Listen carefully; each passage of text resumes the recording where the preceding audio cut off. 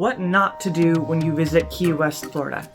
Key West is a place that I visited and stayed in for almost a month, and it was an absolutely beautiful place. However, there are certain things that if you do visit that area, you should avoid. Starting with driving. A lot of people, I even had this idea of driving into Key West, finding somewhere to park, and just going around. But that's not really the case. Key West is a 4-mile island, so it's really not that big. And more importantly, there's not a lot of available parking. There's 2 types of parking, well, 3 types actually. Payable parking, residential parking, and free parking. There's not a lot of free parking available to tourists. If you park in one of the residential spots, you will get towed away, so don't do that unless you really want to ruin your whole trip.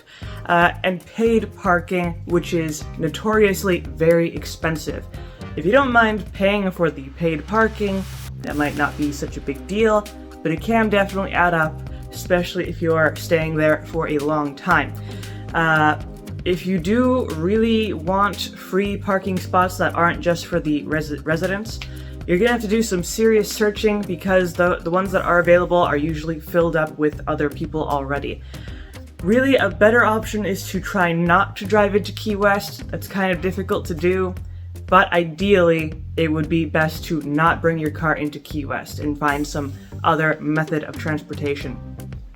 Now, another thing that should kind of, don't do is don't assume that Duval Street has all the restaurants, all the stores, because it doesn't. Duval Street is kind of famous for everything that it has, really. It does have some famous restaurants, some famous stores, cigar shops, ice cream shops, milkshake shops, tourist souvenir shops, lots of stuff, but not everything is on Duval Street. If you do a little bit of exploring around Duval Street, you will find that there are also some very impressive restaurants, stores, and other establishments off the beaten path. So it really does pay off to, walk around, do some exploring. Again, don't try to drive everywhere.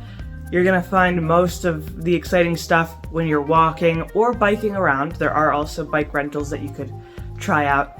But again, Duval Street is not the main stop. It's just a very, very prominent stop. But if you look around, there's definitely gonna be some other interesting things to look forward to. Third, don't forget the essentials, specifically for your skin and just to be comfortable. I actually went to Key West pretty much in the middle of winter in January, and it was still very hot, especially in the middle of the day, and very sunny. You do not want to go without sunscreen no matter what time of the year, but especially in the summer when the heat is extremely intense, the sun is extremely intense, you will burn very easily. You want to definitely be prepared. Besides just sunscreen, bring a sun hat, sunglasses. If you burn very easily, maybe even a long sleeve shirt, UV protection, that sort of thing. And plus some other things just to keep yourself comfortable. Bring a water bottle with you to stay hydrated, especially if you're doing a lot of walking. Maybe some snacks as well.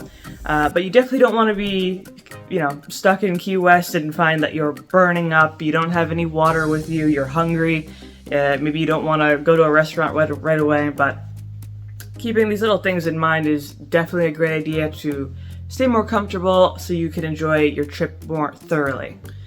Next, don't expect lots of sandy beaches. A lot of people have the misconception that Key West is the perfect beach paradise. In reality, Key West is kind of just a giant chunk of coral, and the sand that you do find on some of its beaches is actually imported. There's about 2 main beaches that you can find on Key West, usually surrounded by resorts and restaurants and other things like that. And the beaches are not very large. Again, the island is 4 miles long, it's not a huge area, but that's not to say that the beaches aren't worth visiting, because they definitely are.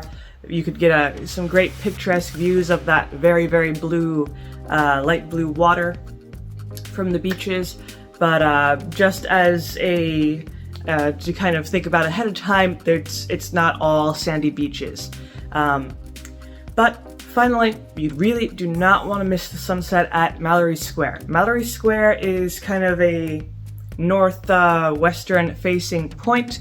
It's often the spot where a lot of cruise ships come in to dock. but most importantly, it is the epicenter of the sunset celebration, which is basically when everyone comes together at Mallory Square, lines up along the water, and just watch the sunset. And usually once the sun set, the whole group there will clap. So just to see the sun setting over that ocean, very, very attractive sight. Plus, also in Mallory Square, there's usually some street performers and other things going on, so it's really an entertaining time. And of course, you can't really get a better sunset than what you can find at Mallory Square. Those are pretty much the main things you should not do, or things you should avoid when visiting Key West, Florida. So hopefully you found this video helpful, and if you did, of course, leave a like and maybe subscribe, and I make a few videos throughout the week, so don't miss those.